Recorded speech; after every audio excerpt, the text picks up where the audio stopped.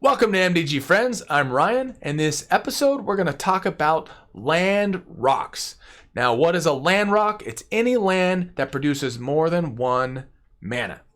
So these are going to be some very powerful ones, some more obscure ones, some janky ones, and, well, just ones maybe you've never even heard of before.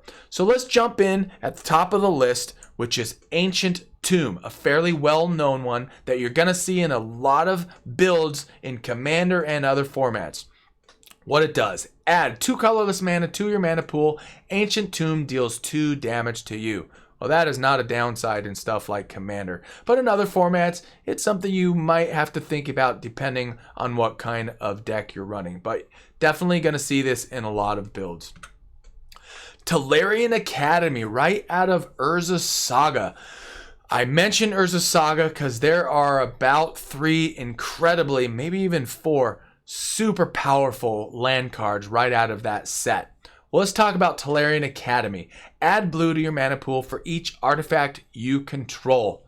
Well, this is super powerful, if not the most powerful land card ever printed, mainly because blue levers and uses artifacts so efficiently and effectively. It's so powerful that it's banned in all formats except for Vintage, where you can run only one because it's restricted. And in case you didn't know what restricted means, that just means you can only run one of that particular card. Gaia's Cradle, also out of Urza's Saga. Like I said, super powerful cards in that set. This is add green to your mana pool for each creature you control.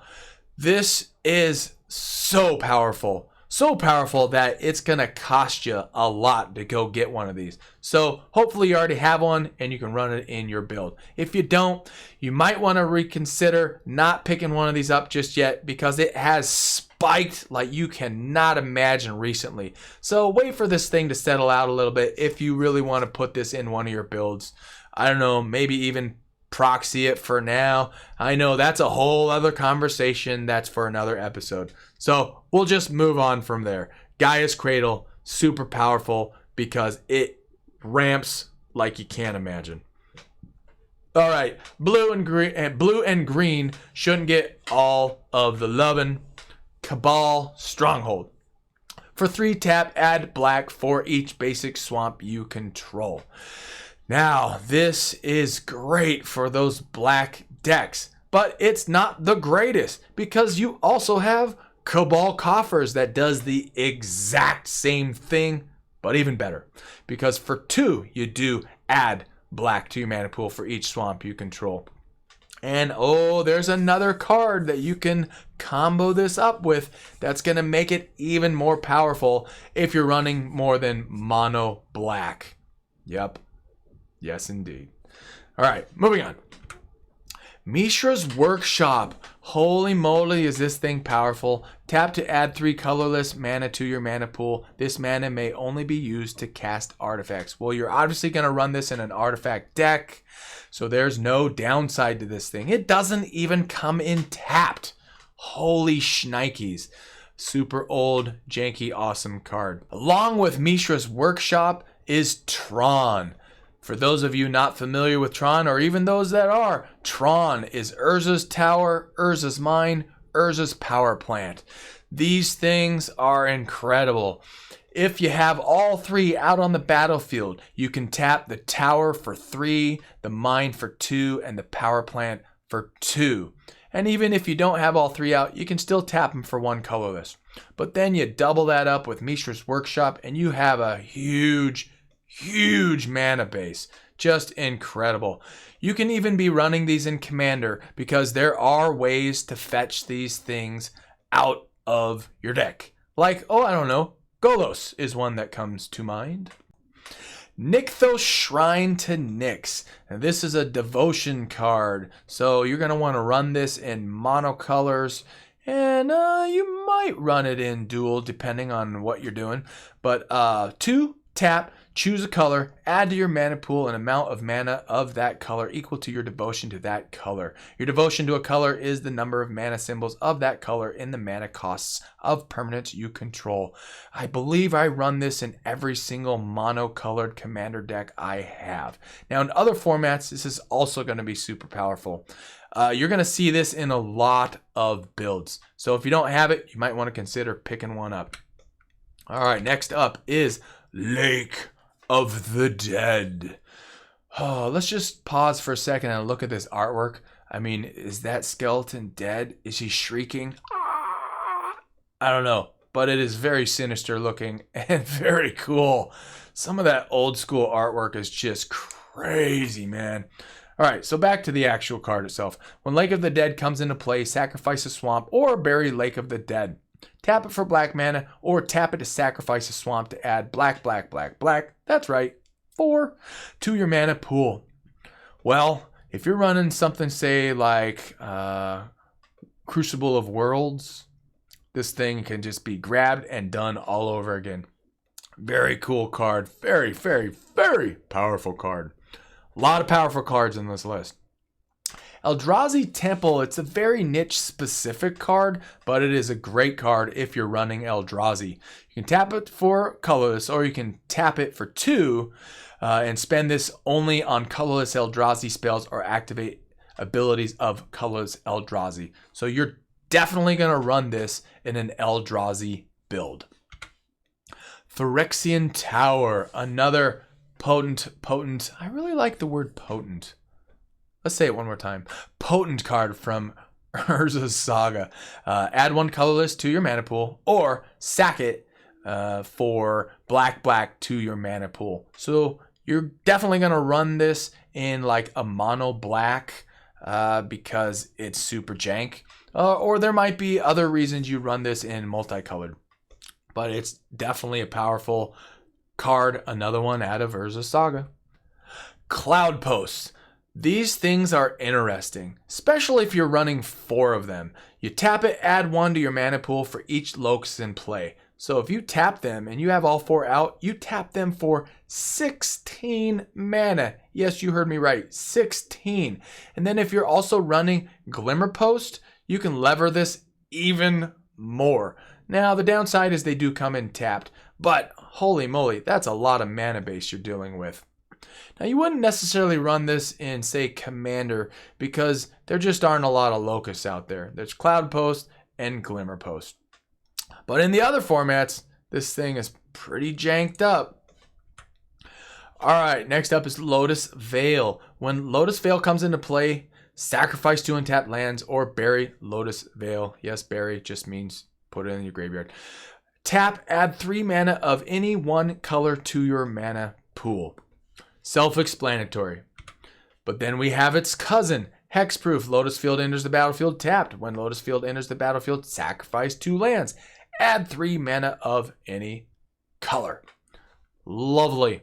I really thought this was going to see a lot more play in Standard when it came out, but it just really didn't. But there may be a home for you in one of your builds in one of the formats.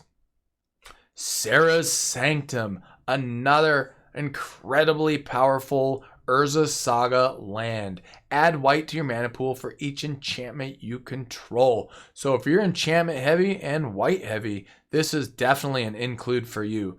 Now, it's also financially a little pricey, so if you don't already have one, you're going to have to do the budgetary considerations game and dance and decide if you really want to pick one up. It has also spiked recently, so you might want to hold off a little bit until you put one of these into your arsenal. All right, Scorched Ruins is a very funky one. When Scorched Ruins comes into play, sacrifice 2 untapped lands or bury Scorched Ruins.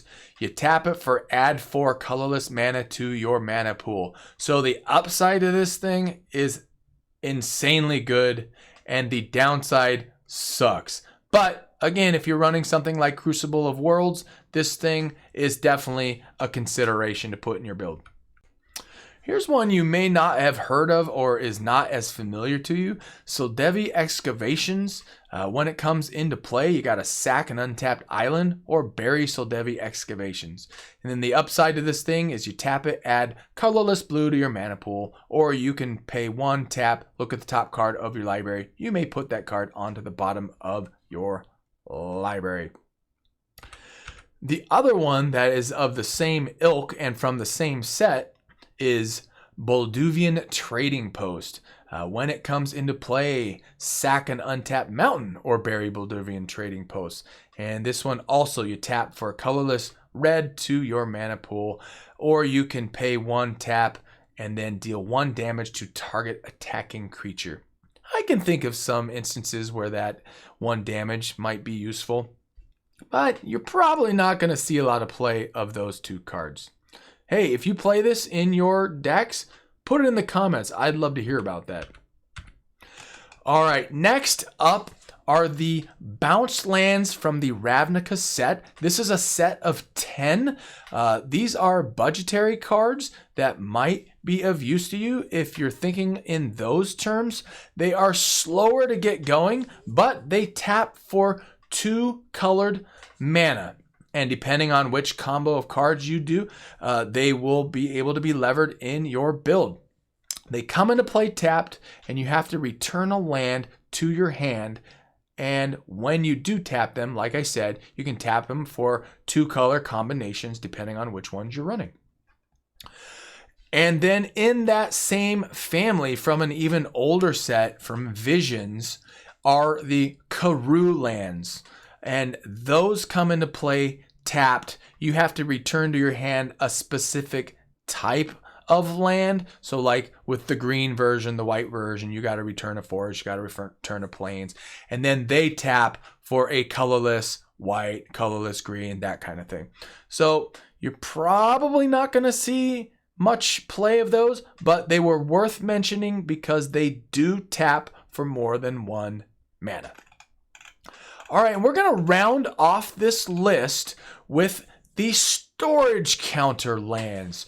Now, what are the storage counter lands? Well, Mage Ring Network is an example, one I wanted to mention for a couple reasons, actually. The first being the mechanic. Put a storage counter on Mage Ring Network, or tap it, remove X storage counters from Mage Ring Network, add X to your mana pool.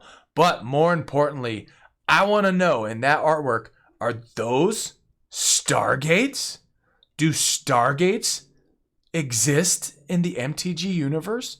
And if so, I want to see a crossover. I want to see a secret lair with Stargates. Oh man, that'd be so cool. Now, yes, I have a love-hate relationship with the Secret Lair series, but that's for another episode. So, moving on to another example of this, even more specific.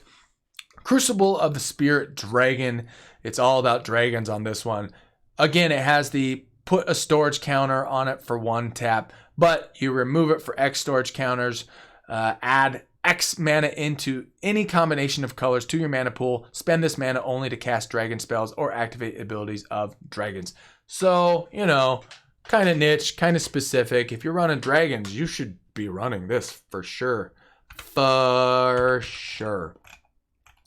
And then finally, there's roughly about 18 storage counter lands. We're not going to go into each one of those. I will put it in the description so you can do a deeper dive into storage counter lands. They do the same kind of things where you put storage counter on there and then you can remove them all for XYZ kind of lands. So that finishes up our list. Thank you for checking us out. Make sure that you hit the like button. Hit the subscribe if you're new to the channel. Do it, do it, do it. Please, for me, for the children, for the whatever excuse you need, become a subscriber. We love to give you information that you want to hear, and it's just fun. Be a friend at gathering. All right, I think I've beat that dead horse to death. All right. Also, put comments in the comment section. We will answer each comment you put. So be part of this clan, this collective we have. I'm not going to make this episode any longer. So adieu and thanks for checking us out.